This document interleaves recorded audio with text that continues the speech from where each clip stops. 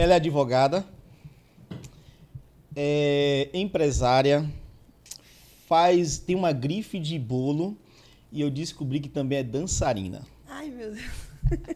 Estamos começando mais um episódio do programa Falando de Negócio e com alguém que é incrível em tudo que faz. É uma pessoa que eu tenho a honra de bater papo, porque cada vez que eu converso com ela eu aprendo e eu tô aqui para aprender.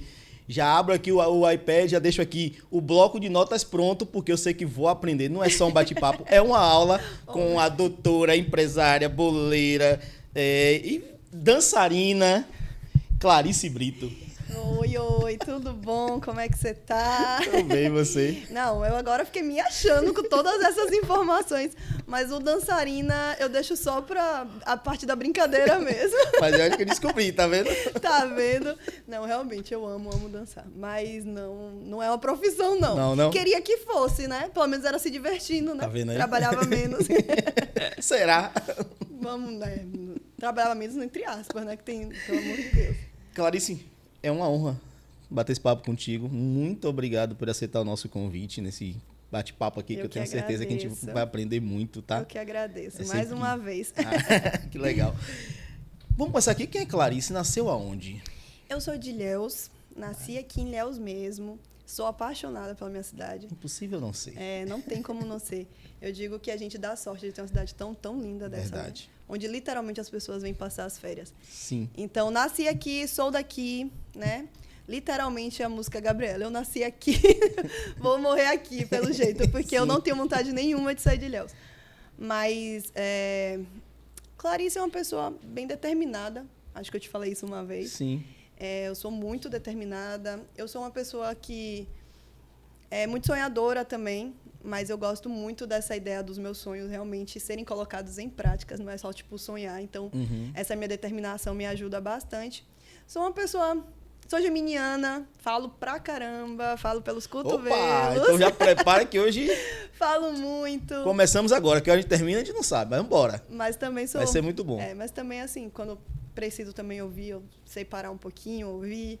E sou bastante alegre, feliz. Sou muito crente em Deus, né? Tenho uma fé muito grande.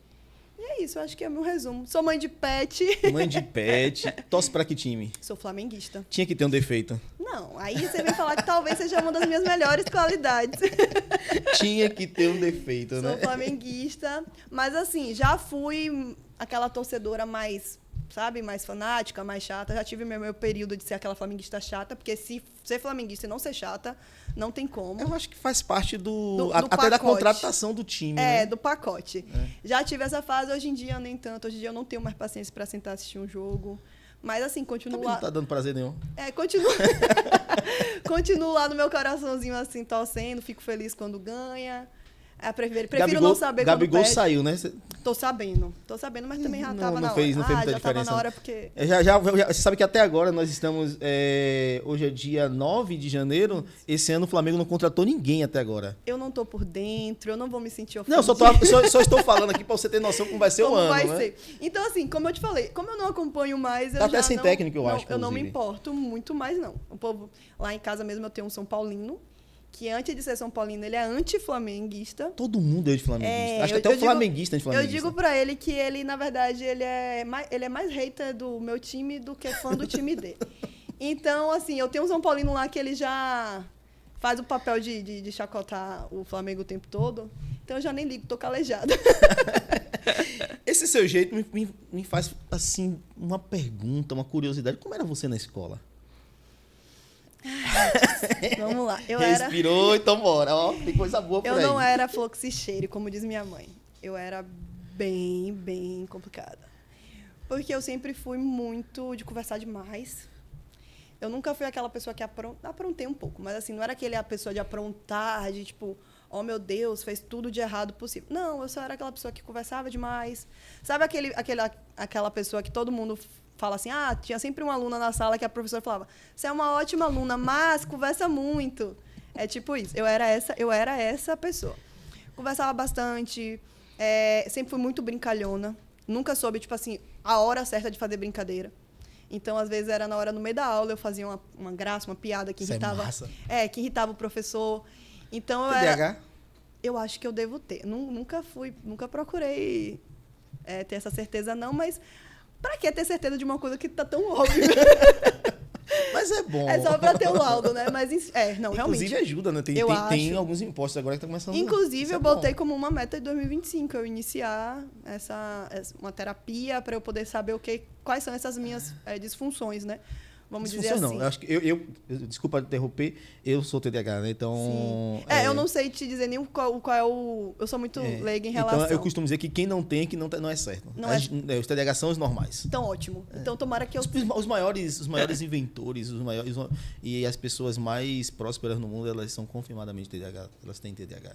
Então, acho que esses são os certos. Né? Agora, 90% da população agora vai matar a gente. Tá todo mundo também... Não, e tá todo mundo querendo ser. Todo mundo querendo botar justificativa agora no TDAH. Às vezes é só descaração mesmo, não quer fazer as coisas. Eu acho que o assunto não é esse aqui, mas eu já logo dizendo, né? Não dorme direito, passa a noite maratonando, não se alimenta direito, não tem uma vida... minha cara, o meu semblante. Não tem uma atividade física. Sim. E depois quer concentrar, quer ter desempenho, não consegue, aí diz, eu tenho TDAH. Não é isso, tá? TDAH, mesmo fazendo tudo isso, continua. Não consegue. Então, eu acho que eu realmente sou muito TDAH. Mas eu te passo uma receitinha. Tá, mas enfim... Na escola eu era assim, eu era muito agitada, eu sempre fui uma criança de muita energia, muita energia. E por conta disso, querendo ou não, você vai ali, vamos dizer, às vezes criando alguns problemas, a mãe chamada na escola, aí a diretoria sempre tá te vendo, sempre tá te aguardando. Eu já tinha um lugarzinho lá, uma cadeira cativa na direção. Escrevia... Tinha aquela coisa, escreva 20 vezes. Não, na minha época eu fazia isso no meu, que a gente chamava antigamente de banca, né? Que é o reforço escolar. Sim. A minha professora do reforço escolar, ela me botava. Até na banca você fazia? Ela me botava. E, às vezes eu perturbava tanto que ela falava assim... Minha mãe ia me buscar e ela falava assim, ela não vai sair daqui até ela terminar as frases. Era assim, eu devo me comportar com tia Meire, eu devo me comportar com tia Meire. Eu repetia, umas 50 vezes. Mas eu era realmente bastante agitada e eu aprontei um bocado. Voltando essa parte aqui, deixa eu só... Agora, pessoal, se você não quiser, a gente corta, tá? Eu sempre digo logo aqui, como tá gravado, a gente corta. Tá, tudo bem. Você é uma mulher bonita. Hoje casada. Deixa bem claro aqui para todos. Casada, viu? Meu nome? Vitor. Eu ia falar Vitor, mas fiquei na dúvida para depois na verdade, eu não tô casada no papel. Cobra Vitor logo aí, vá. Mas no Réveillon eu fui pedida em casamento. Eu vi. Por isso que eu tô falando. Eu vi. Eu tô noiva agora. Mas semi-casada. Já moramos juntos há algum tempo. Já tínhamos uma vida junto. A pergunta que eu quero fazer é o seguinte. Uma menina... Né, com traços bonitos como o seu. Obrigada. Brincalhona, extrovertida. Isso não gerava algum tipo de... Do lado masculino, algum tipo do tipo assim... Adolescente, tempo de adolescente ou até juventude, do tipo... ela tá afim, isso não gerava problema, não? Até hoje.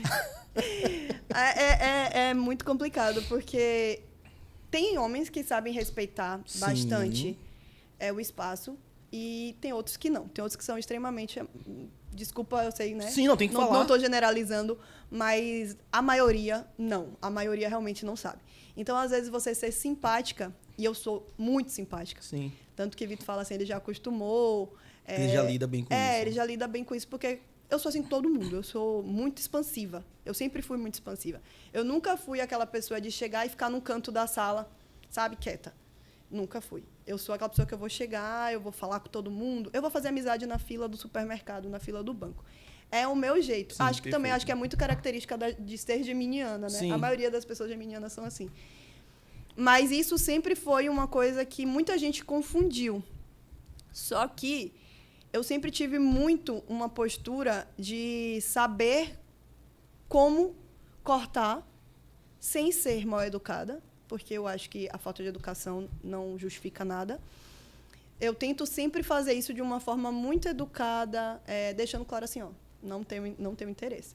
Hoje tem muita questão da rede social, né? Sim. Você fala com a pessoa, por exemplo, na academia. Você foi simpática com alguém porque te ajudou ali, pegou um aparelho, alguma coisa. Você foi simpática. No outro dia, a pessoa já te adicionou na rede social. Aí, eu simplesmente, minha rede social ela é bloqueada. Eu não aceito, eu não sigo de volta. E ali tá tudo bem, a pessoa entendeu, olha, eu fui educada, eu não te dei brecha, sabe? Então, assim, eu tento de todas as formas fazer isso. Mas também não é aquela coisa assim de todo mundo, não. Mas você já lida isso desde sempre, né? Porque eu tô falando isso porque, assim, a gente tá falando um pouco sobre você, e aí uma menina, como você mesmo disse, expansiva, né, brincalhona, desde sempre faz network em todos os momentos, nos lugares que chega na fila do mercado, né? As pessoas falam assim, não, eu falo network, né? E aí as pessoas podem confundir as coisas, né? O bom é que o seu futuro marido, seu noivo, ele já entende bem isso. O Vitor é uma pessoa maravilhosa, incrível. Na verdade, eu acho que... Eu quero gravar com o Vitor. Vamos gravar com ele. Ele vai conseguir falar porque o Vitor é mais calado, Ele é muito quieto. Ele é meu oposto. Eu digo que, tipo assim, a gente é literalmente... Eu sou a matraquinha e ele é o silêncio. Mas eu acho que é equilíbrio, né? Porque precisa realmente ter alguém pra equilibrar. Mas ele se estressa? A gente tem cara que se estressa.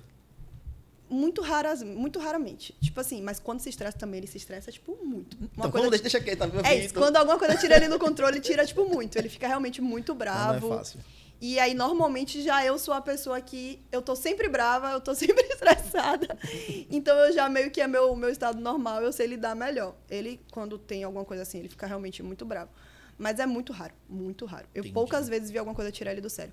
Mas eu acho que não é nem a questão de que ele sabe lidar. Eu acho que é aquela coisa de você... A gente vai fazer 12 anos juntos. Sim. Então, é aquela coisa do você reconhecer quem tá do seu lado. Você sabe quem é que tá do seu lado. Você sabe quem, né, que é uma pessoa ou não de confiança. E você sabe que aquele ali é o jeito dela. Tipo assim, não tem que saber lidar. É o seu jeito. Por essa pessoa. É o seu jeito. E é tipo assim, não é que é o meu jeito com o Salatiel ou o meu jeito com uma pessoa, um rapaz diferente, específico. Não, é o meu jeito com todo mundo, com qualquer pessoa. Então, isso, pra ele, tipo assim, quando ele me vê sendo assim com as pessoas, ele não estranha, porque eu sou assim, entendeu? Assim. Então, pra ele é o meu normal. Talvez para as outras pessoas não seja. Então, aí é isso que vem a questão da confusão de achar que está, né, dando essa brecha. Mas, graças a Deus, nunca tive nenhum problema, não. As pessoas sempre souberam direitinho onde o lugar Você de sabe cada qual o seu limite. Exatamente. Perfeito. Você, na escola, foi essa menina defensora de todo mundo? Como é que era na escola? Vamos pegar aqui, porque você é uma advogada. Sim. Como é que começou essa... Como é que você percebeu que, não, eu acho que essa é uma carreira que eu vou trilhar também? Porque também, né? Porque tem outras. Você acredita que, tipo assim, eu nunca partiu de mim falar assim, ai, do nada, quero ser advogada. Não foi. Minha infância inteira falava que queria ser médica. Porque meu pai dizia, né, que eu queria que eu fosse médica. E aí eu passei minha infância inteira dizendo que eu queria ser médica, meu pai me dava aquelas bonecas, aquelas coisas para eu brincar de médico. A maletinha. Exato. E eu dizia, eu tenho uma melhor amiga da época de infância, assim, minha primeira amiga da vida, a gente era de colo. Que é a Thaís, e a gente falava que as duas ia ser médica pediatra. Nenhuma das duas virou, mas tudo bem. A gente falava que ia ser pediatra, porque eu tinha uma pediatra que eu amava, então doutora Eliana, que já até faleceu, então assim, eu me inspirava nela e achava lindo. Aí meu pai faleceu quando eu tinha 11 anos e eu continuava dizendo, não, vou ser médica, meu pai queria que fosse médica. Só que no meio do caminho eu sempre fui, como eu te falei, muito a defensora de tudo, a pessoa que chega expansiva, que não aguenta ver injustiça, e conhecida na minha família e nos meus amigos como a atrevida, a que não fica calada, a que se vê alguma coisa acontecendo, tipo, sabe aquelas brincadeiras que agora fazem na internet? Para ver um experimento social, se as pessoas vão reagir em volta, pode ter certeza que se acontece do meu lado, eu sou a pessoa que eu vou reagir. Uma pessoa tá brigando com um animal ali, eu vou reagir. Esse dia a gente andando na praia, o menino brincando de chutar um siri. Eu dei uma bronca no menino. Falei, não vai fazer isso, deixa o siri aí, que sei lá o que, coisa feia. Segundo o código antigo. Aí eu falei, não, coisa feia. Você já tá demonstrando um lado ruim. Você é uma criança. Tipo assim, aí Vitor botava assim. Eu falei, não, pra isso, um menino desse tamanho já tá mostrando um lado perverso. Tipo assim, eu sou aquela pessoa que eu nunca vou ver uma situação e ficar quieta. Uhum. Então, na escola, eu era exatamente isso. Eu tinha alguns colegas que essa coisa do bullying, sempre detestei, até porque eu sofri muito bullying. Muito, porque eu era muito magrinha. Tipo assim, eu era, como brincavam, né? Olivia Palito, peso pena, dananã, vários apelidos. Então, eu passei por isso, então eu não gostava de ver outras pessoas passando. Então, eu tinha aqueles amigos que sempre, coitados, eram sempre, tipo assim, o escolhido da turma, sabe? Uhum. E aí eu tomava a frente daquilo, e eu defendia. Eu tenho um colega que, até hoje, quando eu encontro a mãe dele na rua, ela tem um carinho comigo, assim, me abraça, assim, sabe? Ela sempre teve muito carinho comigo, porque ela falava que eu era a única pessoa que defendia, e quando o filho dela não tinha amigo nenhum, porque ele tinha um problema na fala. E eu era amiga, tanto que eu que ia para os aniversários, era a única que aparecia. Eu sempre tive isso. Eu sempre fui muito do lado de ser muito justiceira, sabe? Não sei nem se é essa a palavra, mas eu sempre fui muito assim.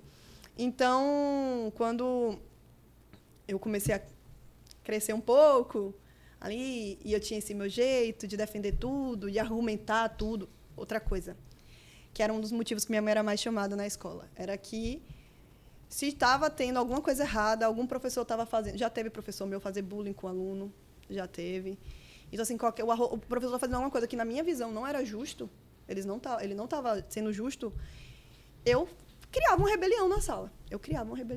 Eu juntava a turma para fazer aquele tumulto no pátio, eu era que ia para frente com cartaz, eu era assim.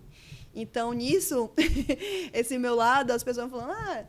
eu tinha um amigo mesmo que falava assim, você consegue convencer o Papa de que ele está errado. Você consegue... Eu acho que eu vou te levar lá. Você tem um argumento muito... que eu ficava ali até a pessoa ou concordar comigo, ou pelo menos falar assim, não, vou analisar a situação, vou olhar a sua visão. Mas Eu acho que não é germiniana, você já nasceu com a AB. Em vez de você ter a certidão de nascimento, já nasceu com a AB na... Eu acho que devia ser o sangue, né? Meu sangue era positivo, já tinha meio caminho ali, já tinha uma letra. E aí... Mas sempre foi assim, eu sempre fui muito... Como fala assim, muito mandona, não seria a palavra, eu me defendo assim, eu sempre fui muito determinada em não aceitar injustiça. Então, isso sempre foi uma coisa que eu sempre tive comigo.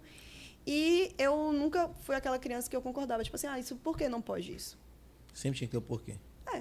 Por que não? Por que não, pra mim, não era a resposta. Você precisa fundamentar. O juiz não pede que a gente fundamente, você tem que fundamentar comigo. Então, eu sempre tive esse jeito. E aí, nisso, todo mundo falava, você ia ser uma ótima advogada. Você ia ser uma... Teve gente que falava, você ia ser uma ótima juíza, mas sempre era alguma coisa voltada pro direito. Aí eu falava, rapaz, pensando bem, eu não... Aí eu comecei a perceber que eu não sei lidar com sangue, não sei lidar com a vida louca que médico tem, de um dia virar noites e noites, de injustiças, né? Imagina você. Eu sou uma pessoa que eu tenho, como eu falei, eu tenho um lado empático que talvez, às vezes, é bom, claro que é bom, mas às vezes até me prejudica um pouco, porque eu me coloco muito em segundo plano por conta da dor ou da situação do outro. Então, muito provavelmente, se alguma coisa eu sendo, na profissão de médica, acontecesse ali durante o meu período, durante o meu expediente, o plantão, eu sei que eu não saberia lidar com aquilo. Talvez seria algo que poderia me causar, muita dor. Então, eu falei, não é para mim ter a vida de alguém aqui na minha mão. Eu não sei se eu tenho essa maturidade para isso. Então, eu fui meio que ali entre a 8ª série, que antigamente a 8ª série, eu não sei agora como é. Acho que a 8ª série agora é o nono ano, né? Aí a gente, naquele período ali, perto do ensino médio, eu já comecei a mudar a minha visão. Já, tipo assim, fiquei naquela meio... Queria muito veterinária, que eu sou doente, apaixonada por animal. Aí depois falei, não, mas veterinária, eu também não vou saber lidar. Todo cachorrinho que eu morrer na minha mão, eu vou chegar em casa em uma depressão. Não vou saber lidar. Aí capaz de também, daqui a pouco, eu não ganhar R$1 também, porque eu vou querer fazer tudo de graça, eu não vou saber dizer não. Aí eu falei, eu vou fazer direito mesmo, que é... E fez direito. E fiz direito. Deixa eu pegar aqui um pouco, antes de continuar a parte de direito, e você ir citando um pouco do seu perfil. Você sonha ser mãe? Tenho esse sonho. Se nascer igual você, como é que vai ser? Eu acho que minha mãe... Eu vou entender o que minha mãe passou. Ainda bem que tem Vitor pra dar uma balanceada. Eu com certeza vou entender o que minha mãe passou, porque... Já foi expulso da escola? Quase. Quase umas 3 vezes. Quase umas 3 vezes. Pediu música no Fantástico. Isso eu tô botando 3 porque, assim, toda semana eu era ameaçada, mas realmente de chegar e acontecer alguma coisa. Suspensa, várias. Fui suspensa várias vezes. E, porque, assim, eu sempre estudei na mesma escola. Na verdade, eu estudei em 2 escolas a minha vida inteira. A primeira foi o Afonso de Carvalho, que eu tinha um carinho imenso para mim. Tipo assim, era a escola da minha vida. Sim. Quando eu lembro de escola, eu lembro de lá. Porque eu estudei lá até minha 6ª série. E só saí porque o colégio fechou. Ficava ali em frente ao Palácio Paranaguá, no centro. Aqui em Ilhéus. E ali, hoje não tem mais a escola, né? E aí, na época, então eu estudei lá a minha vida toda. Então, eu já conhecia as pessoas... antes de estudar lá, aquelas escolinhas de bebê e tal, eu estudei no Monteiro Lobato, mas era escolinha pequena. Aí depois eu fui para Afonso de Carvalho. E Afonso de Carvalho, assim, a minha memória afetiva de escola eu tenho de lá, né? Perfeito. E aí eu fiquei lá até os meus 12 anos. Porque fechou e eu precisei sair. Mas eu tô tentando lembrar aqui o nome. Tia Thaís, era a coordenadora de lá. E eu conhecia todo mundo. Eu conhecia todo mundo. E todo mundo tinha um carinho comigo como filha mesmo, porque me viram desde pequena lá. Então, era aquele processo. Eu aprontava, falava que eu ia sair da escola, tomava suspensão. E meu pai trabalhava na prefeitura, em frente. Então, várias vezes meu pai era chamado imediatamente lá. Me pediam para chamar meu pai lá. E aí meu pai ia lá. Meu pai sempre foi muito rigoroso com questão de estudo. Meu pai, eu digo que ele era aquele pai que nunca gritou comigo ou brigou por qualquer coisa. Eu podia tocar fogo em casa, que ele não falava nada. Mas a escola, para ele, não tinha negociação. Era, sabe, o ato inegociável dele? Sim. Era a escola. E aí, nesse período, meu pai era chamado, aí volta e meia, aí conseguia resolver. Aí depois em casa vinha bronca. Mas aí, até então, não era assim, eu não aprontava tanto. Era mais de, como eu falei, sair da sala porque eu conversava muito, porque eu não sabia a hora de parar de rir de alguma situação no meio da sala. Aquela hora, tipo, não é pra ninguém estar rindo, não quero um pio, aí você vai e faz o pio da sala. Eu já fiz isso. Então, eu era essa pessoa. E aí eu começava a rir, não conseguia parar de rir. Se falar pra mim, não dê risada, aí que eu dou risada mesmo. Não vou nem tentar. E aí eu sei que nisso eu era assim, mas não era tão forte, né, nesse período. Só que aí meu pai faleceu. E aí eu meio que, eu não vou negar assim que eu fiquei vamos dizer assim, um pouquinho revoltadinha com a vida. Eu tive esse meu momento de revolta ali até pelo menos os meus 15 anos. Entre os 12 e os 15? Meu pai morreu, eu tava com 11, ali mais ou menos depois. Que já junta essa fase que já é natural, né? A mudança hormonal, da adolescência isso, ainda tem tive essa situação, perda, né? Porque assim, a situação com meu pai não foi tipo, meu pai era muito novo. Meu pai tinha acabado de fazer 50 anos. E não foi uma coisa fácil. Ele teve um câncer, né? Um câncer no pulmão. E foi um processo muito sofrido. Foi muito difícil. Porque quando descobriu, meu pai já não tinha possibilidade mais nem de cirurgia, nem quimioterapia. Ele fumava. E nem quimioterapia. Meu pai, ele não iria aguentar se fosse para algo tão, tão severo. Então, a gente teve que fazer um tratamento paliativo, né? E aí, eu lembro que na época ele fez radioterapia, eu não lembro como foi. Mas foi um processo de uns 9 para 10 meses, mais ou menos assim, de muito sofrimento mesmo, sabe? Meu pai ficar sem andar, meu pai ficar sem falar, usar fralda, vegetando mesmo na cama, assim, foi bem sofrido. Então, eu vi minha mãe passar por aquilo, a gente tendo que passar por aquilo dentro de casa, sabe? Desculpa. Eu vi primos meus, que até hoje eu sou grata, abrir mão da vida deles para ir para lá ajudar minha mãe, morar com a gente, porque só tinha eu e minha mãe. Meu irmão não morava mais com a gente. Eu tenho 2 irmãos, um por par de pai, um par de mãe, né? O por par de pai nunca morou comigo, e o par de mãe, nessa época, ele trabalhava aqui. Então, assim, ele morava comigo, mas ele praticamente passava o dia todo na rua, só chegava em casa à noite, porque ele trabalhava o dia inteiro. Então, era muito difícil para minha mãe manter aquilo sozinha. E a gente teve essa ajuda da família e tudo, mas foi muito sofrido. E eu meio que não aceitei muito fácil, assim. Então, nesse período que meu pai faleceu, eu meio que dei essa, vamos dizer assim, essa enlouquecida. Entendi. E logo depois, assim, meu pai faleceu em 2005. Em 2006, minha mãe ficou doente. Minha mãe também teve problema de saúde, né? Que, na época, foi aquele desespero em casa, porque ninguém conseguia descobrir o que minha mãe tinha. Era uma doença que, na época, né? Estou falando aí de 19 anos atrás, não tinha um diagnóstico fácil, não era uma doença como hoje é falada e conhecida, que é a lúpus. Na época não tinha esse diagnóstico fácil. E, inclusive, não tinha nem profissionais especialistas na área, né? Então, a gente teve muita dificuldade de descobrir o que minha mãe tinha. Então, foi um processo, com menos de um ano ali da perda do meu pai, outro processo sofrido. Eu tendo que ficar em casa de parente, em casa de vó, porque minha mãe estava indo para Salvador, indo para outros lugares, assim, para tentar descobrir o que tinha. Até que encontrou um médico, que hoje quem acompanha ela até hoje, é o Dr. Fernando, que é especialista na doença e aí descobriu, né? Mas aí foi esse processo. Então, foi muita coisa de uma vez para uma adolescente. E aí eu fiquei foi bem complexo. Inclusive, era, né, a justificativa do pessoal na escola de quando tentavam relevar. que Entendi. faziam lá Eles sabiam a advertência. realidade. Aí eu falava, poxa, mas essa semana a mãe dela foi internada de novo, deixa isso pra lá. Aí eu não vou mentir, não, que chegou uma hora que eu peguei gosto. Chegou uma hora que eu peguei gosto e aí eu comecei a usar isso de... agora eu vou aprontar, vai todo mundo ficar com pena de mim, não vai ter nada. Hoje eu confesso que eu tive essa cabeça do adolescente um lado maldoso. Mas quando chegar nessa idade, a gente consegue compreender isso, né? E adolescente não é uma transição difícil. Sim. Né? A gente que passou por isso, a gente olha... Eu tenho um filho adolescente, eu tenho um filho com 13 anos. Então eu olho hoje assim e vejo... Ainda bem que ele é muito tranquilo. E me preocupa muito. Porque eu já fui assim igual você. Eu era exatamente assim. Então, eu tenho um mais novo de 7, que eu sei que daqui a 4, 5 anos, quando entrar nessa fase, eu vou olhar. Hoje eu já olho e digo, é meu espelho, né?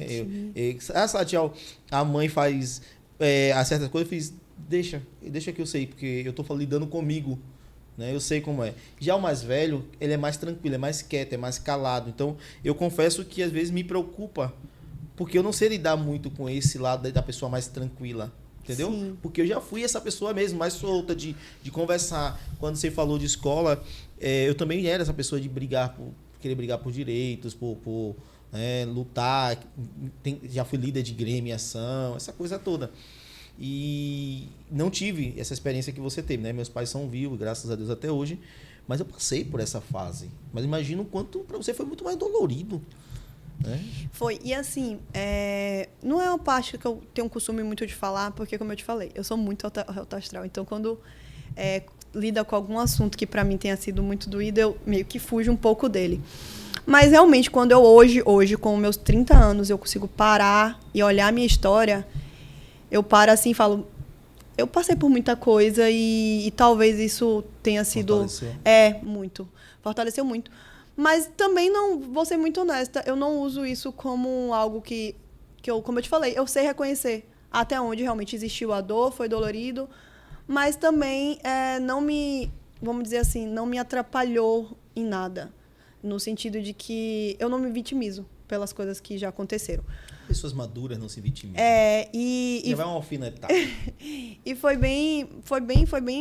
na verdade, eu me orgulho muito, sabe? Sim. De tudo, porque eu não foi fácil, minha infância e minha adolescência não foi fácil. Eu tive vamos dizer assim, um lar, como eu te falei, muito amoroso em relação aos meus pais comigo, mas um lar muito conflitante entre os meus pais, entendeu? Sim. Então, eu vi muita coisa... E aí, logo depois veio a questão de saúde do meu pai. Aí, depois veio a questão de saúde da minha mãe. Minha mãe passou muito mais tempo nesse sofrimento de transição para descobrir o que ela tinha. Aí, é uma coisa que vai levando a outra. Mas, eu sei que esse meu lado também de aprontar um bocado, de fazer as coisas na escola, também tinha esse lado meu Clarice mesmo. Esse meu lado não era uma fuga. É esse meu lado que eu sou assim. Eu sou muito barulhenta. Eu sou, sabe? Eu não sei falar baixo, eu não... eu tento controlar, gente. Baixo. Eu tento controlar, mas... E na faculdade, como é que foi isso? Aí já na faculdade eu fui o oposto. Aí, como eu te falei, a questão da maturidade. Tipo assim, é aquilo literalmente eu já fiz tudo que eu tinha pra fazer. Eu já aprontei tudo que eu tinha para aprontar, sabe? Eu vivi a minha fase adolescente mesmo, de viver...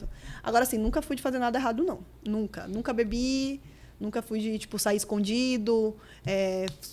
O droga, a gente vai logo, né? Nunca, graças a Deus. Começou, não parou nessa parte, o pessoal fica na dúvida. Nunca bebi, nunca fugi de casa, a pessoa nunca, é porque eu não queria tocar em assuntos pesados, mas também não. Nunca usei nada, tenho pavor. Eu só Coca-Cola. Não, minha Coca-Cola é meu vício eterno. É a minha briga constante em casa com vício. É a minha briga constante. Só que agora eu só tomo sem açúcar. Que agora eu sou tem fitness. gosto de remédio. Eu amo sem açúcar. Eu sou muito mais apaixonada pela outra. Vou tentar isso. Mas vicia, viu? Mais do que a normal. Só que, assim, nunca gostei de cigarro. Sempre tive pavor. Primeiro, pela situação toda que eu vivi. Tenho pavor. Odeio que falem perto de mim com cheiro de cigarro. Que fumem perto de mim. Odeio. Realmente é uma coisa que me irrita. Café. Gosto. Aí eu sou viciadinha em café também. Mas, assim, fora isso, eu nunca fui de aprontar nada com minha mãe. Graças a Deus, isso aí ela não tem. Era só realmente nota na escola. Porque eu era assim. Eu bagunçava.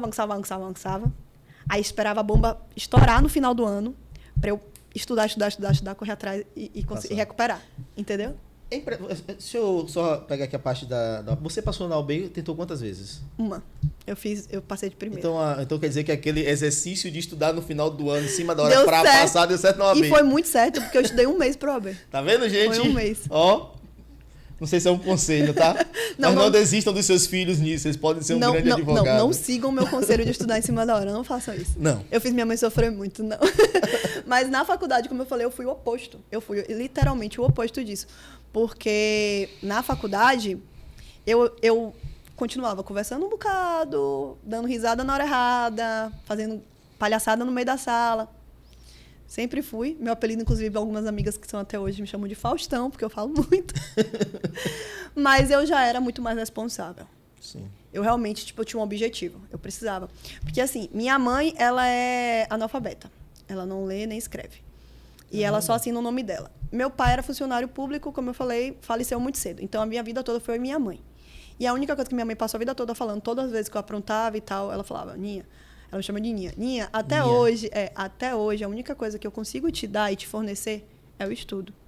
E minha mãe, ela abria mão de qualquer coisa em casa. Se precisasse ficar sem comida para eu poder estar estudando numa escola boa.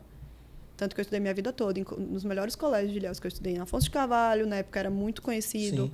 Depois passei o resto da minha vida depois estudando na Piedade, que até hoje é uma das maiores escolas daqui. Perfeito. Porque minha mãe sempre fez muita questão disso. Então, só que aquela coisa, a gente não sabe qual é o esforço até o suor ser nosso, né? Verdade. Então, quando eu formei, na verdade, quando eu formei no terceiro ano, que eu saí da Piedade, em 2012, eu já saí de lá falando assim, ó, eu tenho que trabalhar. Eu tenho que trabalhar. Porque minha mãe falava, você só trabalha depois dos seus 18. Só quando você terminar a escola, você pode fazer o que você quiser de sua vida. Você tem que terminar pelo menos o ensino médio. Aí depois, minha mãe nunca foi aquela pessoa que me exigiu que entrasse numa faculdade. Porque, como eu te falei, a minha família, a maioria não tinha terminado nem o ensino médio. Uhum. Minha mãe não tinha sequer estudado. Meu irmão largou na metade e minha mãe desistiu, não quis forçar mais. Então, comigo era aquela expectativa assim, pelo menos se eu tivesse ensino médio, eu já tinha ganhado muito.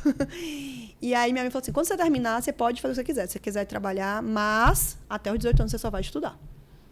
Quando eu fiz 18 anos, eu falei, eu tenho que trabalhar. Eu preciso trabalhar.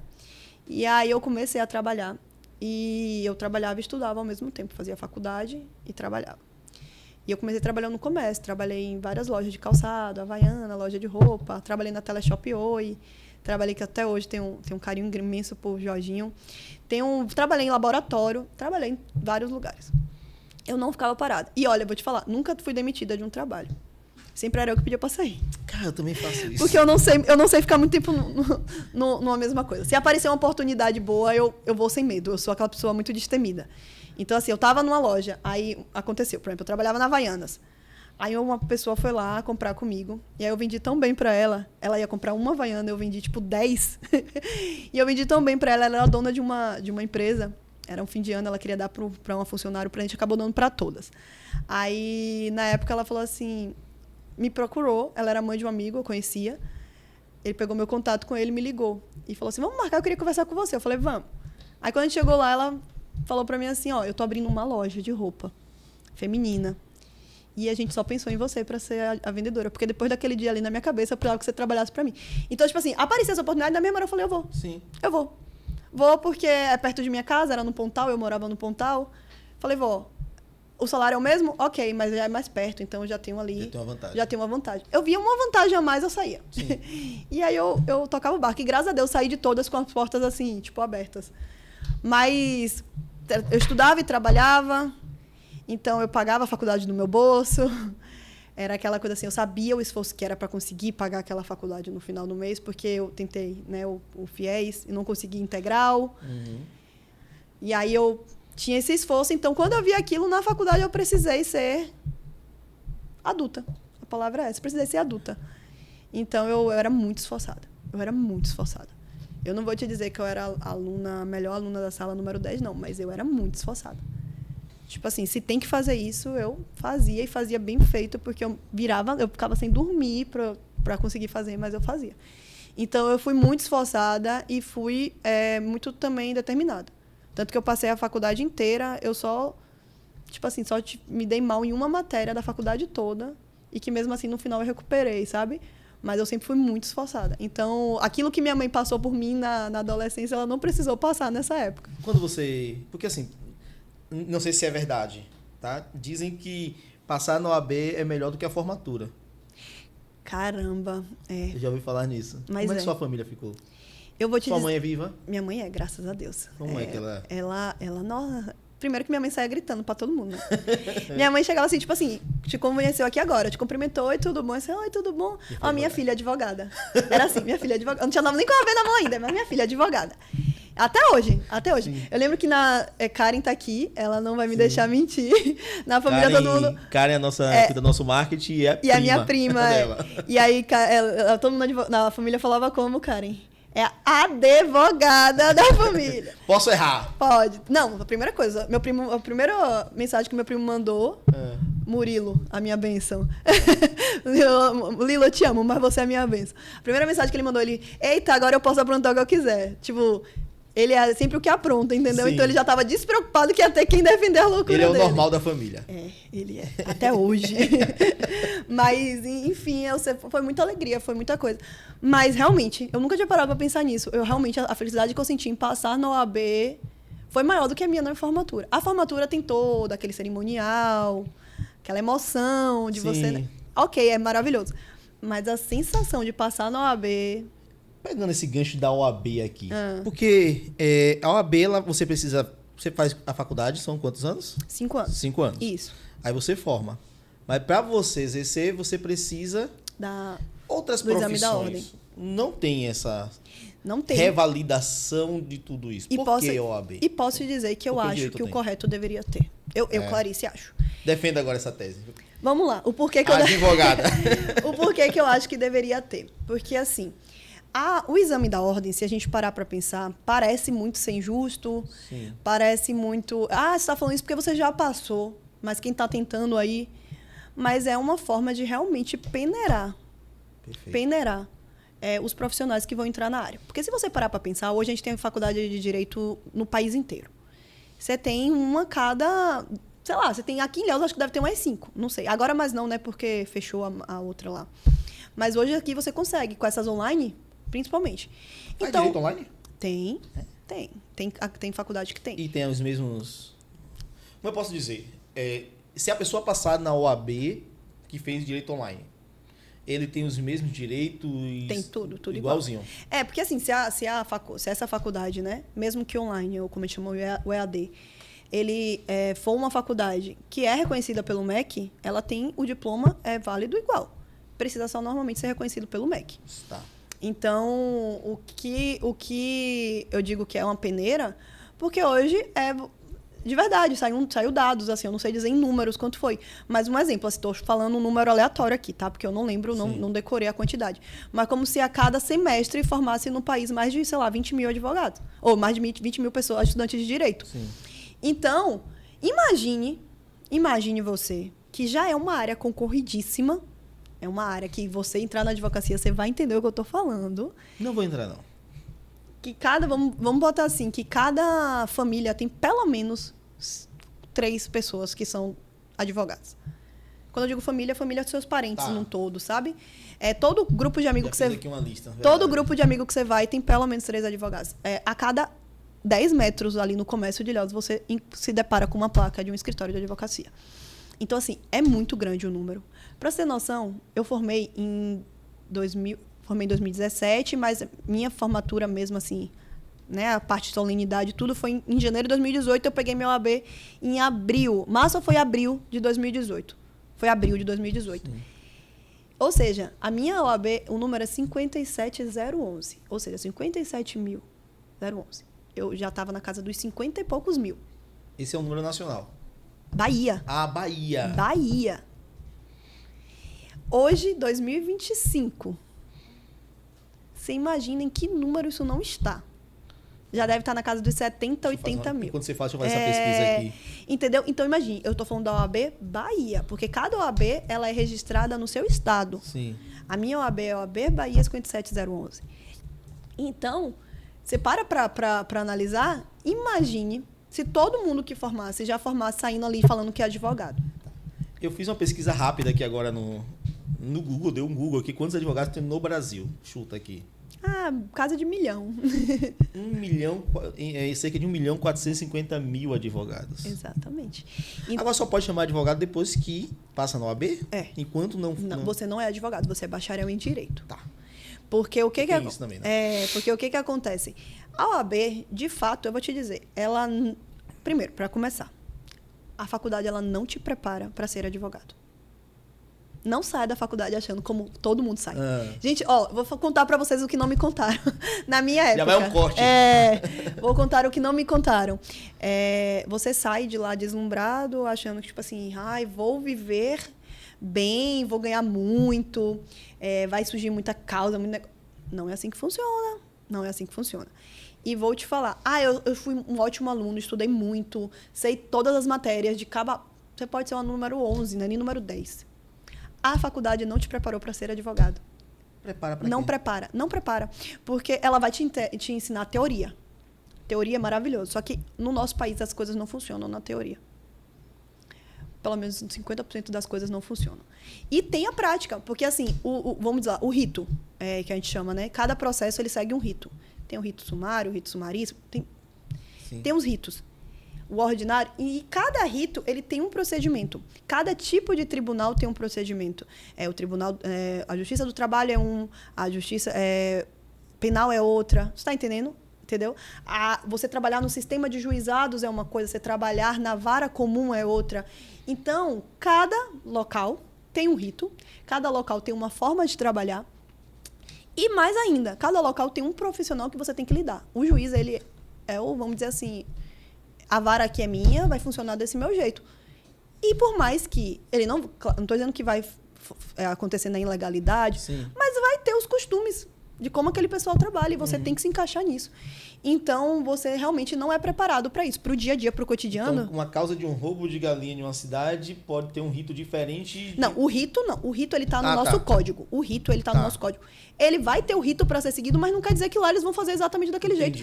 Já teve várias vezes de eu chegar em alguma situação assim, de algum processo, e eu ouvi literalmente essa frase. Mas aqui não é desse jeito. Aqui não funciona assim. Eu viajei uma vez para Manaus. E aí a gente teve um problema um acidente que a gente não teve nada a ver. Sim. A situação, a gente estava na mão e precisava entrar para uma curva. Nessa hora, uma pessoa atravessou correndo, a gente precisou frear de vez. Só que a gente freou de vez. O pessoal que estava vindo no fundo, que estava indo para o sentido contrário, bateram entre eles, lá no fundo. Um freou, se assustou porque a gente freou, o outro... E aí eles engavetaram lá atrás. A gente já estava lá na frente, não teve nada a ver. Mas quando viram que não era de lá, pensaram o quê? Vamos botar eles para pagar. E aí, só que aí até então o Vitor tentando conversar, o Vitor falou, não, mas a gente parou, freou, porque uma pessoa atravessou, eu não vou atropelar uma pessoa, tentando. Aí o rapaz veio para mim e falou, não, mas vocês não deviam estar, porque assim, eram 3 mãos, né? Uma para virar para cá, uma para seguir, a outra para virar para cá. A gente estava na de virar para cá, eles iam seguir, eles tinham que estar na do meio, eles estavam na da ponta, então já estava errado. Aí o rapaz falou assim, mas vocês...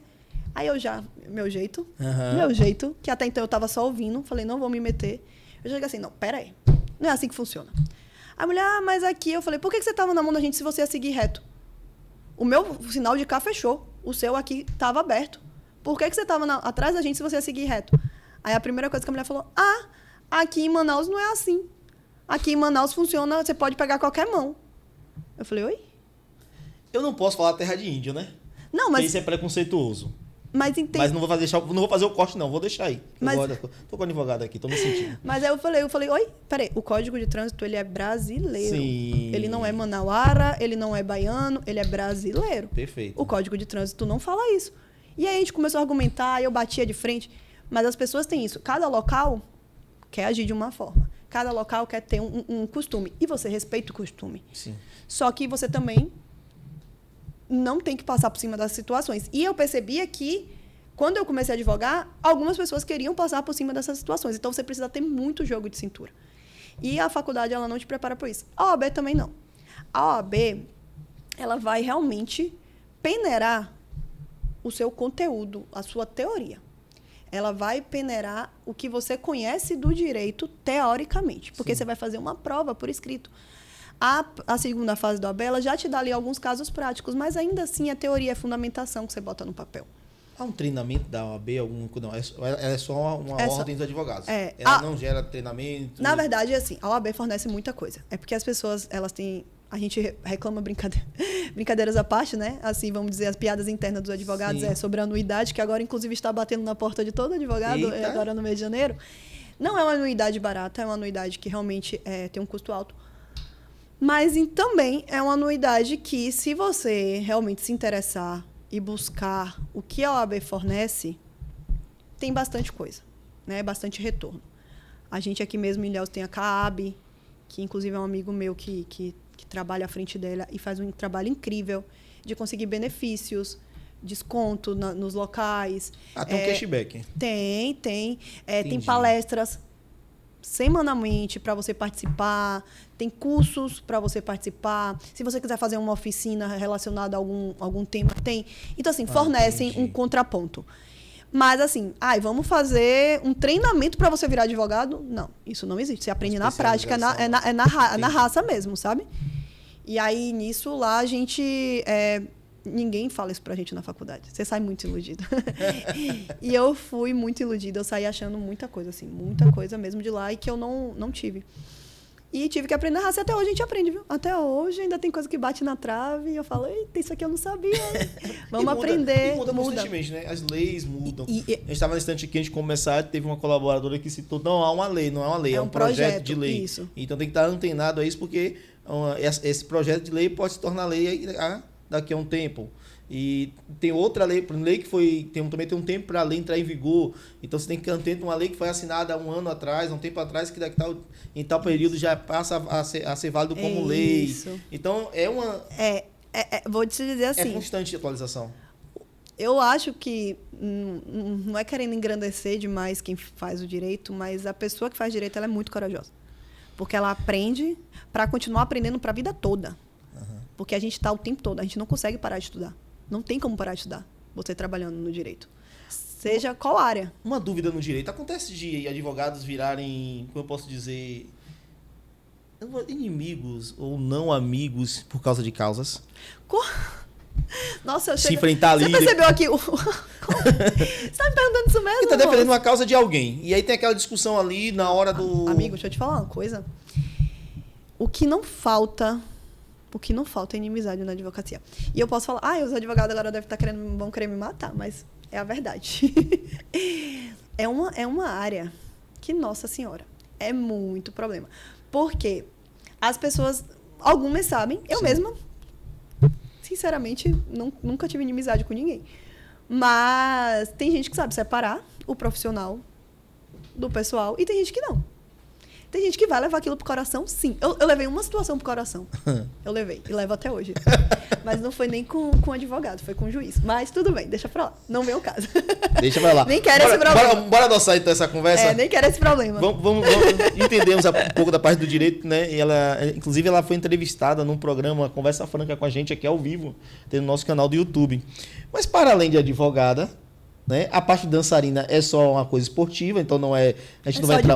Não é profissional, apesar que eu soube que dança muito bem. Ai, meu Deus. Né? É informações dos bastidores. Minha equipe é antenada em tudo. Eu amo, realmente gosto muito. Meu sonho de infância era ser Sheila Carvalho. Ah, tá. Sempre fui fã da El-Chan. O El-Chan esteve aqui, né, esses dias. Né? Eu soube. Eu não fui não, mas eu soube. Né? Não é mais a formação que eu era fã, então... Mas realmente é só... Aí veio a parte do bolo. Meu quarto do bolo. Que hoje, vou te dizer assim, é meu 80%, né? Meu lado é 80% dos meus bolos. 80% tá doce. Aí. Tá, Como foi que surgiu isso? Por quê? Rapaz, foi como eu te falei. Eu sempre fui uma pessoa que eu nunca tive muitos privilégios.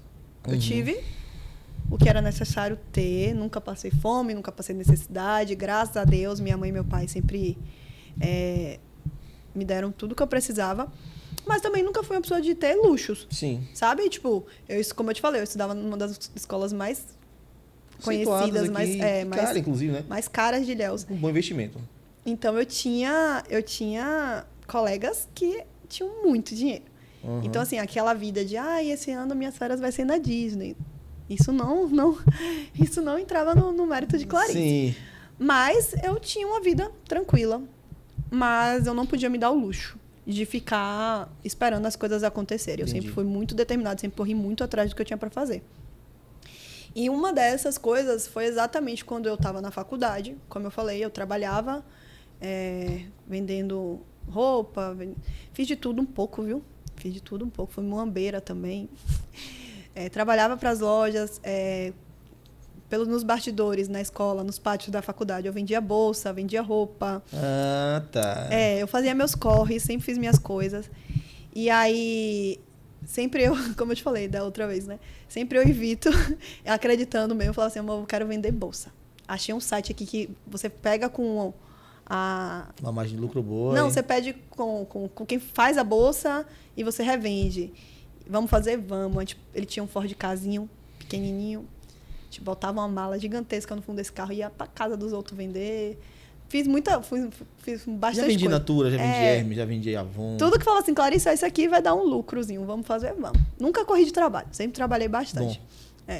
E aí, na época que eu tava perto de formar, eu trabalhava nessa loja, que eu te falei que essa moça me convidou para trabalhar lá com ela.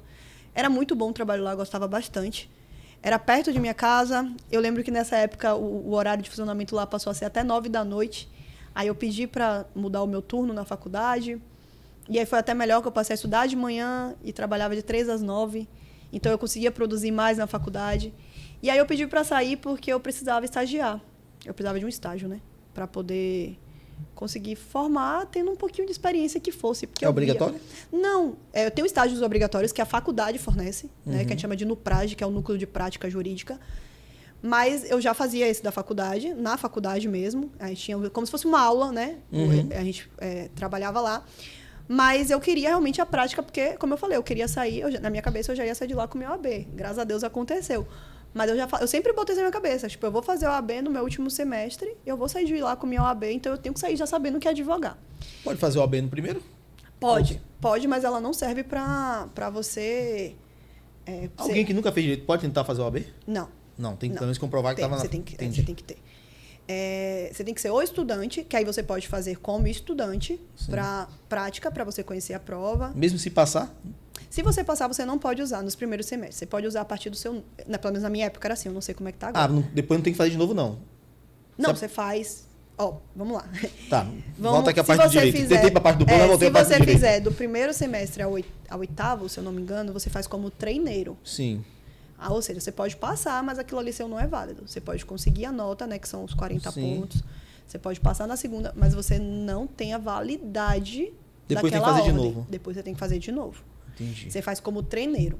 E a partir do 9º e no 10º, você fazendo e você passando, aquilo ali já fica garantido. Ou seja, você tem um ano para formar.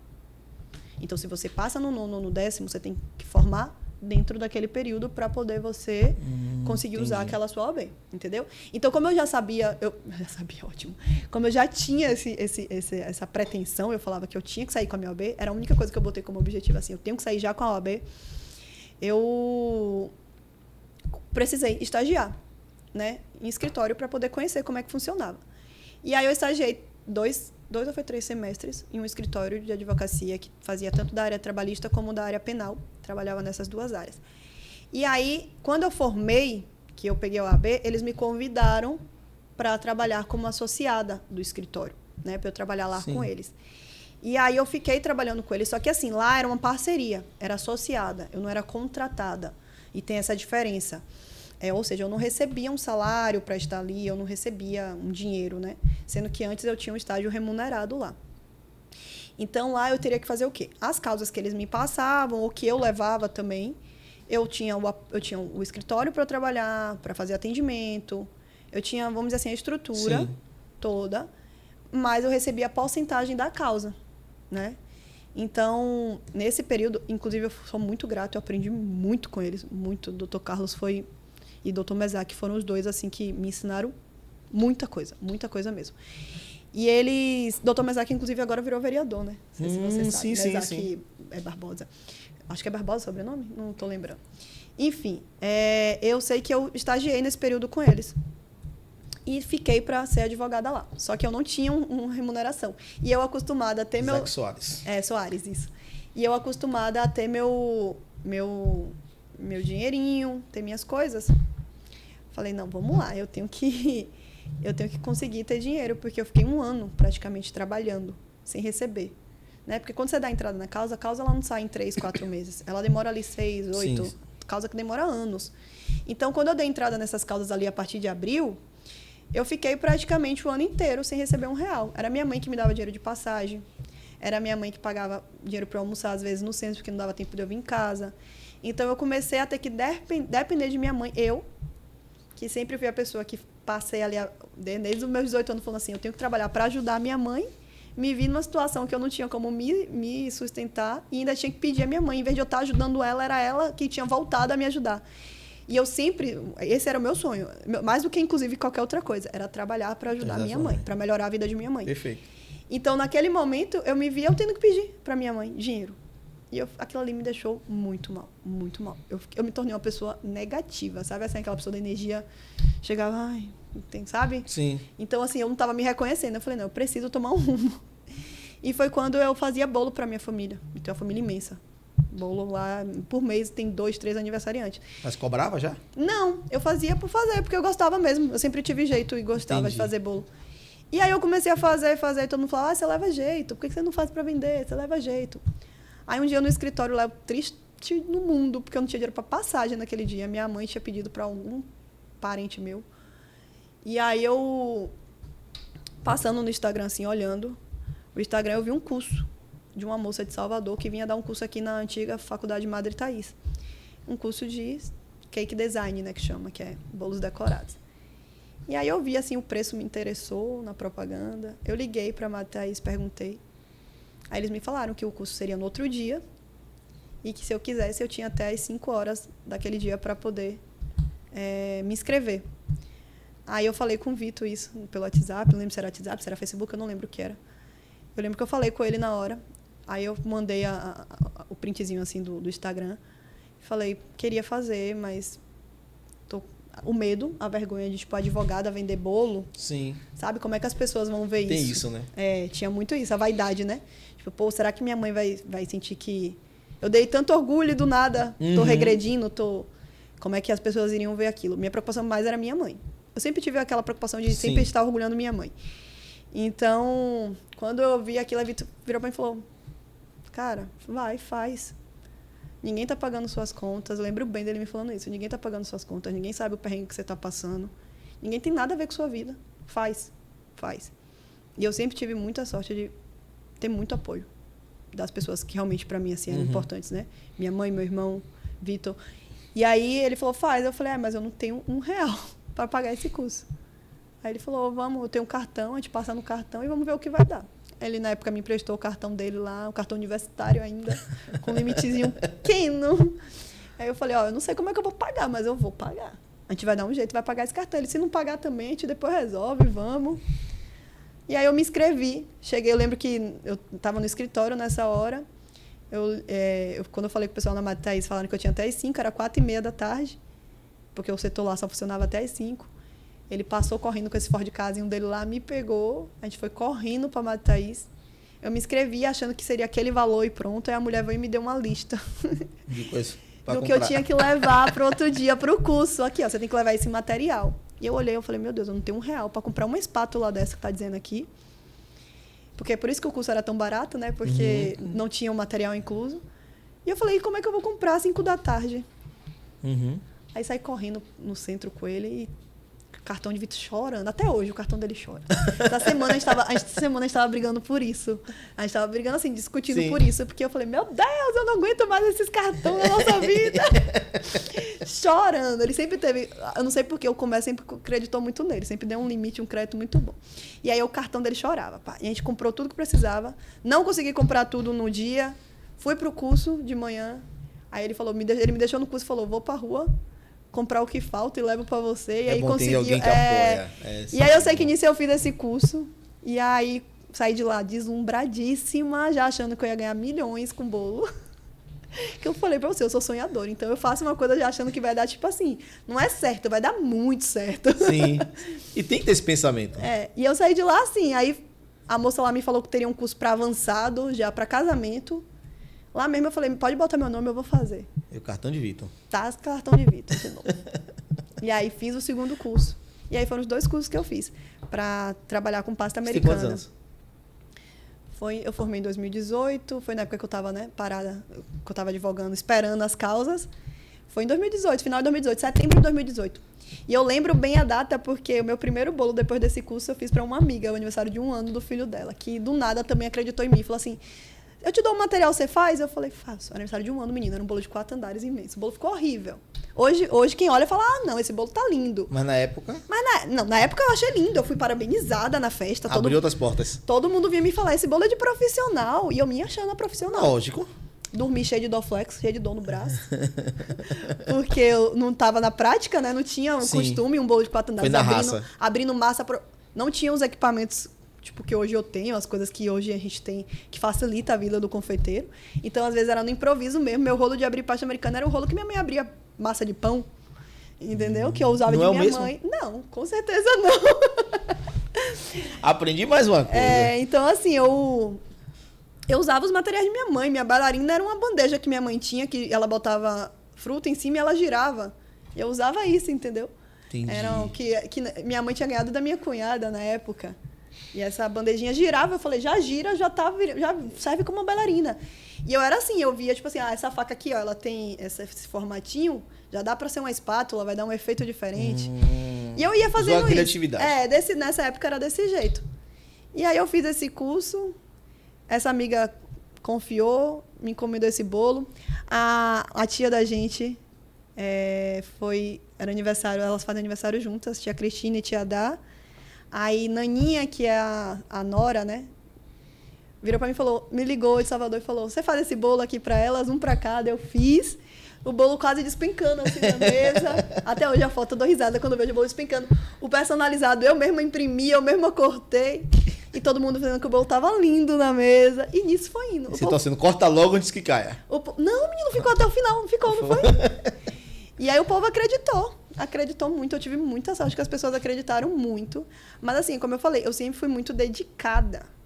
Então assim, por mais que eu não soubesse a técnica... Você estava lá. Eu ia pesquisar, eu ia ver, eu ia pro YouTube, eu ficava ali, eu testava, treinava até conseguir fazer o que tinha para fazer, entregar. Eu sempre fui muito determinada e muito esforçada. E muito perfeccionista. Eu sou muito perfeccionista. Acho que é o meu defeito e minha qualidade junto, assim. Eu sou muito perfeccionista. Então, eu sou aquela pessoa que, se eu ver que não tá bom, eu vou refazer tudo de novo. Mas eu vou te entregar uma coisa boa, sabe? O resultado disso, eu estava aqui pesquisando, dia 25/11, ela gravou com a gente, não foi nem gravado, já foi até um ao vivo, né? Mas está gravado. Sim. Eu tô aqui conversando, mas tá aqui procurando essa informação. Isso. Dia 25/11, ela esteve com a gente no programa Ponto de Encontro. Ela já esteve como advogada, olha que só. Aí veio também, como é que é o nome certo? Não é pra eu não falar boleira, não. Qual é o nome certo? O que você quiser chamar. Eu não tenho problema com No isso. meu tempo era boleira. Eu não sei porque criaram os nomes diferentes aí. Tem gente que... Tem uma época mesmo que o pessoal falava, você tem que se classificar como cake designer. Eu não sei falar isso. Aí eu falei, amiga, eu sou brasileira. Hoje meu nome leva o cakes, mas não tem nada a ver por conta de... Eu preferia que fosse bolo. Uhum. Sendo muito honesta com você.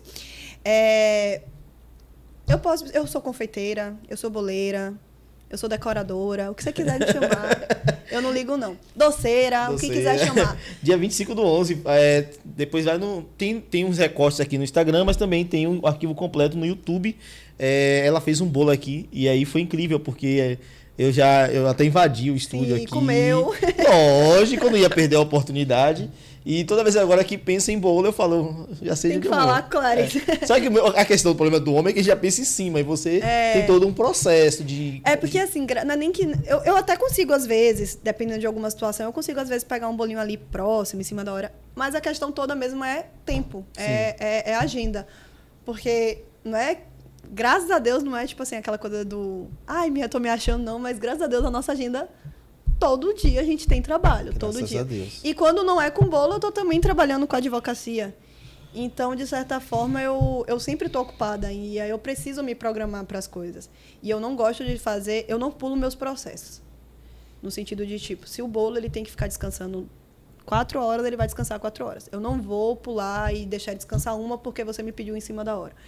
Porque se respeitar os processos em qualquer fase da vida é importantíssimo. Eu respeito as etapas, porque tem muita gente que passa por cima disso para poder pegar todas as encomendas que aparecem e acaba que o seu bolo dá um problema na mão do cliente, você não entrega o que tem que ser entregue. Então, assim, eu sou aquela pessoa que eu sigo as minhas etapas.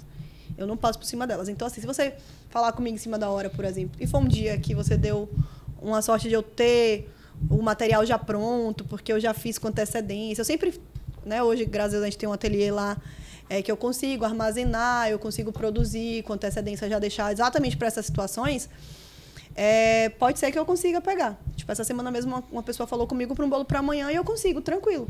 Porque agora eu tô aqui com você, mas eu sei que minha produção tá feita, entendeu? Uhum. Então, assim, eu tenho hoje isso, mas na época eu não tinha. Então, eu tinha que realmente fazer as coisas. Hoje eu estabeleço o agendamento, mas vai depender muito da ocasião, da situação e, principalmente, do bolo que a pessoa quer, né? Porque vai depender de qual é a decoração a ser feita. Tem decorações que eu levo semanas fazendo. Porque assim, eu tô olhando aqui o Clarice Brito Cakes. Isso. Né? E aí tem uns bolos aqui. Inclusive você fez um esses dias, que a gente até compartilhou na TI TV,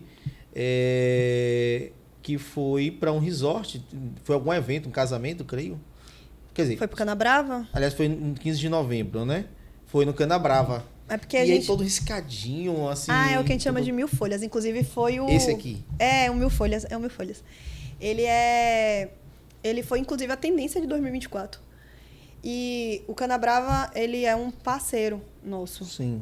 A gente faz muito evento com eles lá. Muito evento de casamento. Acho que o ano inteiro eu devo ter feito pelo menos uns 15 lá. A gente faz... Assim, eu tô falando um número aleatório. Eu não contei. Mas a gente faz bastante casamento lá. E esse bolo foi um bolo que foi a tendência de 2024. Provavelmente se prolongará para 2025.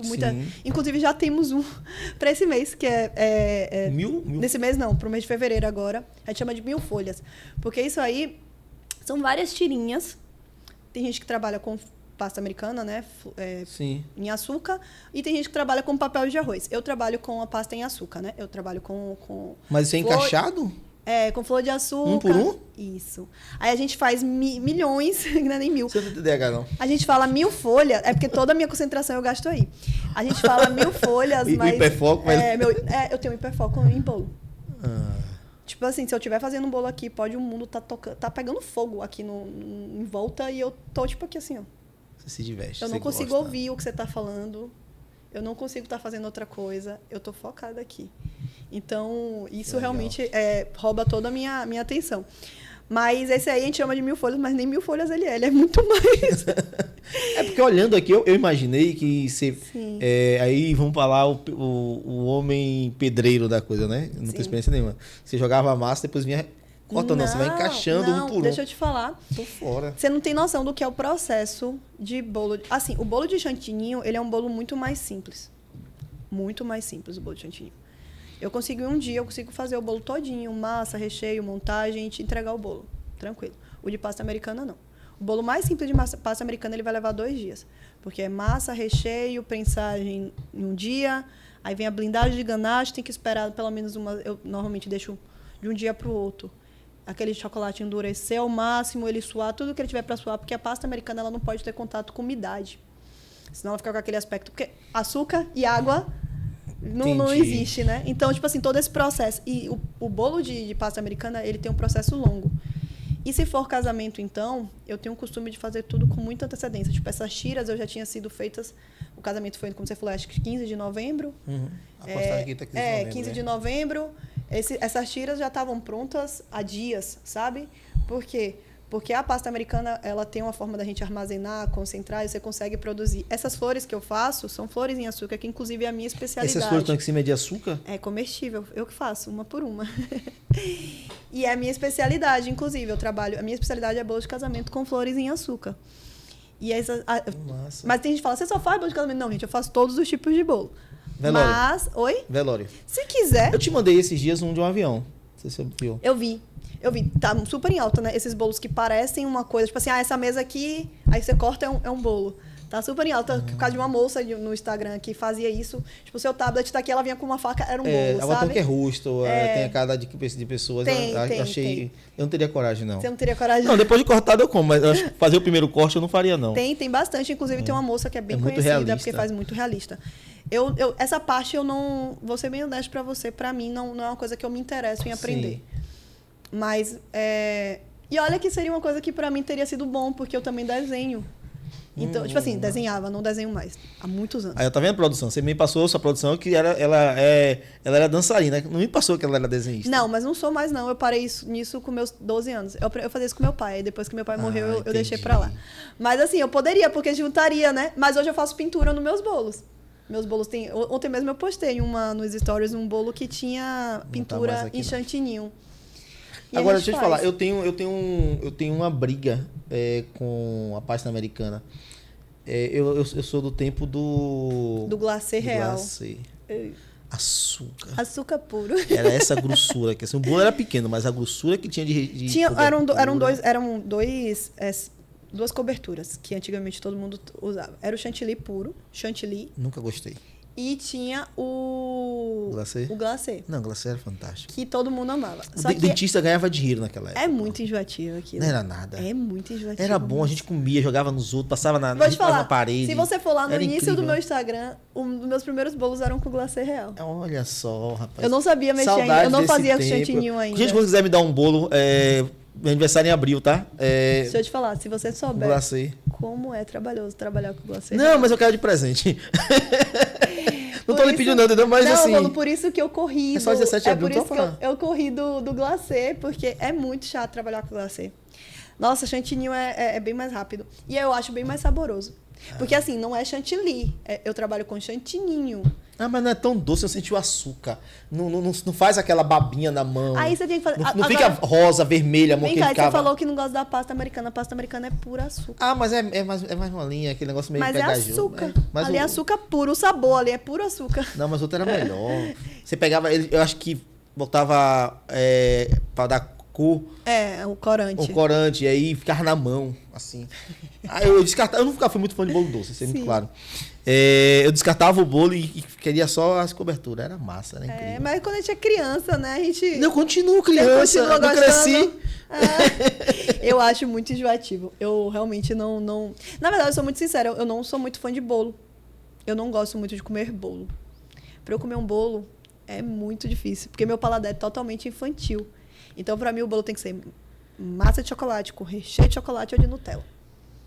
Aí eu só como assim. E aí, quando uma vez ou outra tem algum que não é, aí eu falo, hoje eu tô afim de um docinho, aí eu como. Mas eu não sou aquela pessoa louca por bolo. Tipo, na festa que eu tiver, a última coisa que eu vou olhar vai ser o bolo. Agora, que engraçado, né? E eu faço. Mas depois eu falo, porque você faz demais, mas eu era assim antes de fazer. Eu nunca gostei tanto de bolo. Eu gosto de brigadeiro, eu gosto de docinho, eu gosto de chocolate. Tem o nome chocolate no meio, eu tô, entendeu? Eu já não sou fã de chocolate. Mas bora aqui. Antes de finalizar, né, temos aqui um papo muito bom. Você tem aqui também que faz aulas particulares. Dou curso também, porque, na verdade, é como eu te falei, eu sou uma pessoa meio que... Eu não consigo focar em uma coisa só, sabe?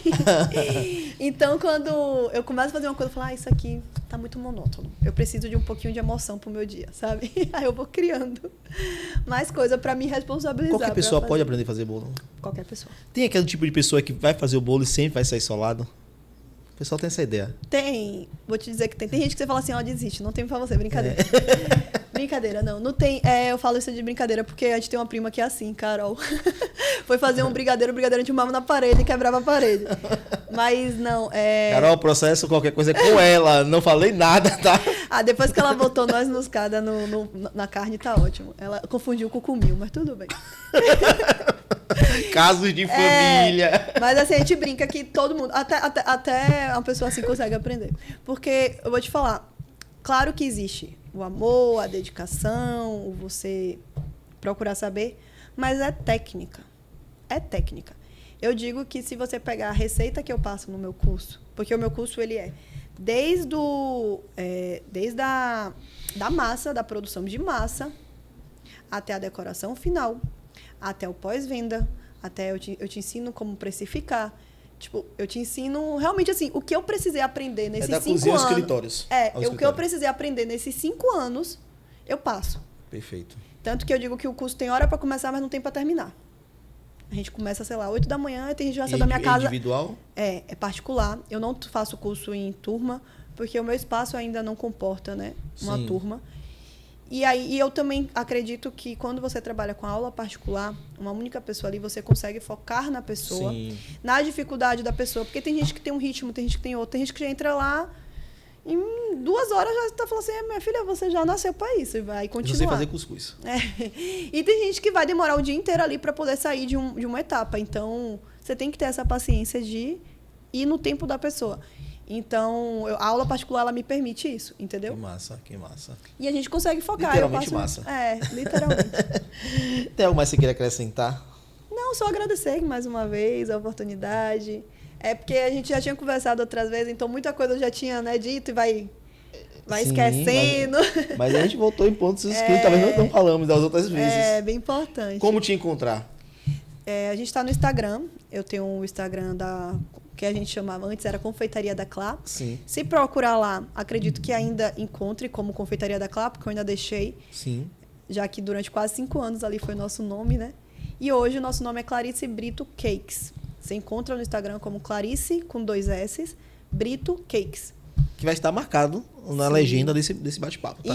Você falou assim, como te chamar? Eu queria Clarice Brito Bolos, mas quando você vai buscar aquela questão do som, da numerologia, não encaixava o Clarice Brito Bolos. Aí falaram pra mim, não, bota então Clarice Brito Cakes, mas eu sou aquela raiz, eu queria que fosse bolo.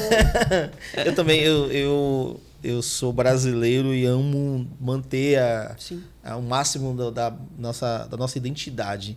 Seja ela visual, seja ela qual for. Sim. Eu sou fã disso. Tanto que o nome inicial era Confeitaria da Clá, né? Tipo, eu queria só que o confeitaria ficava muito amplo, parecia que eu fazia doce, e realmente no início eu fazia doce, bolo no pote, mil coisas. Antes de fechar, em 2024 tinha uma promessa de voltar. Olhar minha produção aqui. Eu sei quem foi que fez. Eu sei quem foi que comentou. Mas você confirmou que voltaria o bolo no pote de 2025. Inclusive, vamos lá. Tá faltando o quê? Pote? Tem algum pote aí pra. Tá faltando. Cadê aqueles que ficavam com a planta aqui? Tá faltando tempo. Tá faltando tempo. Eu digo que minhas 24 horas ultimamente não tá dando 24 horas, entendeu? E aí o que acontece? Eu tinha, inclusive, me organizado para que isso iniciasse agora, em 15 de janeiro. A gente voltaria. Só que aí, em 15 de janeiro, eu já tô com 2 bolos de evento. Aí, às 14. Aí eu falei, então vai ficar pro final do mês, entendeu? Só que talvez no final do mês eu viaje. Aí, muito provavelmente... Cancela a viagem, então. Karen, o mais importante é o bolo. Grava aí. Em fevereiro, o bolo no pote vai voltar. Vai voltar. E vou te falar, é o que os meus clientes mais me... Sabe que é perturbar o meu juízo, mas perturba mesmo. Eu vou fazer esse recorte. Esse vai ser talvez o primeiro recorte que eu vou postar como forma de cobrança. Eu vou ficar postando história o tempo todo. Da TITV, que alcança 7 milhões e meio de pessoas, tá? São 7 milhões e meio de pessoas que vão estar te cobrando isso. Eu tô complicada agora. Eu não posso abrir uma caixinha, eu não posso botar nada aqui. Todo mundo... E o bolo no pote? Só fale comigo quando você voltar a fazer bolo no pote. Acho que eu vou fazer isso também contigo. Vamos lá, em fevereiro eu vou me organizar. Tá, fevereiro tem, diferente do que o prefeito da nossa cidade vizinha, que eu não vou falar aqui agora. Falou que tinha 30? 30 dias. Em fevereiro desse ano são 28, né? Então não é nem um ano bissexto. Pronto. Até dia 28, então. Vai ter. Até dia 28, nem que seja dia 28, mas vai ter. A gente vai postar nos stories da TITV. Se não tiver, a gente vai colocar a cobrança. Pode botar meu nome no Serasa. Entendeu? Não, a gente vai procurar direto pela OAB, eu acho que é mais. Porque a Serasa ainda tem 5 anos aí e tal. Tá? Pode deixar. Clarice, que papo justo. Melhor, que papo direito e doce. É contigo. Uma misturinha boa, né? Mais uma vez, obrigado. Eu que agradeço de novo. É sempre uma honra bater esse papo contigo. E voltando aqui, Clarice Brito Cakes. Lá também tem o telefone de contato. Tem, lá tem aqui, o link já direto para o nosso WhatsApp. Aqui, viu? E tem mais que bolo, né? Tem artes aqui Bem E agora, e incríveis. vou te falar, estou muito grata pelo ano de 2024, aproveitar para falar isso. Sim. Grata por ter conhecido também, né? Vocês aqui. Já tive contato com o pessoal do Clube de Negócio, muito legal. Temos evento no final desse mês. E a gente. E assim, criei relações, né, com as pessoas. Massa. Isso é muito legal. Me contataram. E esse ano de 2025 eu tenho muita fé de que vai ser ainda melhor. A gente já está com bastante coisa esse ano já fechada. Eu tenho um bolo de casamento até setembro já. Eita. A gente está com bastante coisa e vamos focar que esse ano, vamos dizer assim, antes que Virgínia fale, esse é o nosso ano. Esse Gente, esse foi mais um episódio do programa Falando de Negócio. Teremos em breve mais conteúdo e o recorte, o conteúdo completo no canal do YouTube e o recorte nas redes sociais, Instagram, TikTok. E eu ativei aqui já aquele... Eu não sei falar o nome do Facebook. Do Facebook, tá no Facebook também, mas tem um da a rede social do Instagram. É um nome... não sei o nome. Os Trees, né? Algum nome assim. Vai estar lá também. Tá bom? Então a gente tá... E eu tenho aquilo, eu não sei usar aquilo. Na verdade, eu não sei usar aquilo, não. Eu sei usar porque eu usava o Twitter, né? Uhum. Só que, tipo assim, eu esqueço que eu tenho aquilo. Aí, às vezes, aparece alguma coisa lá. Se alguém postou... Eu falo, misericórdia, eu tenho esse aplicativo e eu nem sei. Mas se você... Eu vou lá, só pra seguir quando vocês. Quando você posta agora. no Insta, ele já pode ir direto pra lá. Só automático. a legenda parece que não pode ser maior do que 200 caracteres. Então, pois eu vou lá, faz só pra seguir vocês agora. Vai lá. A gente vai estar lá também. Tá bom? Deus abençoe a vocês e até o próximo episódio do Falando de Negócio.